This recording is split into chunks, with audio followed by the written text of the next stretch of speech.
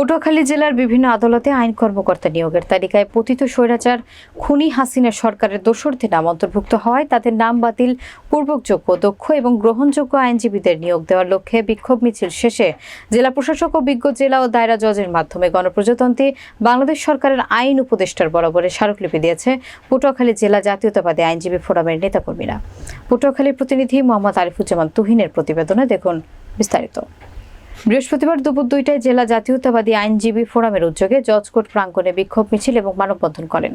মিছিল শেষে আইনজীবীরা আইন উপদেষ্টা বরাবরে জেলা প্রশাসক আবু হাসনাত মোহাম্মদ আরিফিন এবং বিজ্ঞ জেলা ও দায়রা জজ কামরুল হাসানের কাছে পৃথক দুটি স্মারকলিপি পেশ করেন।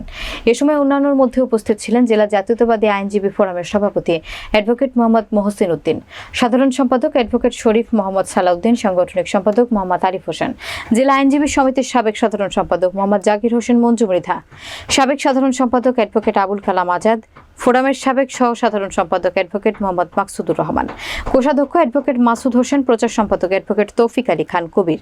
জাতীয়তাবাদী আইনজীবী ফোরামের সভাপতি অ্যাডভোকেট মোহাম্মদ মহসিন উদ্দিন জানান, আমাদের দাবি মানা না পর্যন্ত আন্দোলন চলবে। এ ব্যাপারে রিট করা হবে বলেও জানান তিনি। তার এপিপি নাম হিসেবে আমরা তালিকা দিয়েছি, অথচ সে জামাতের নাম ভাঙিয়ে ফেসবুকে এখন জামাতকে নিয়ে নানান কথা বলে। হুঁশিয়ারের সভা থেকে আমরা তাদেরকে হুঁশিয়ার করে দিতে চাই, তোমাদের ওই যেসব নাটক তোমরা খেলতেছো সেই নাটক এখন ধরা পড়ে গেছে।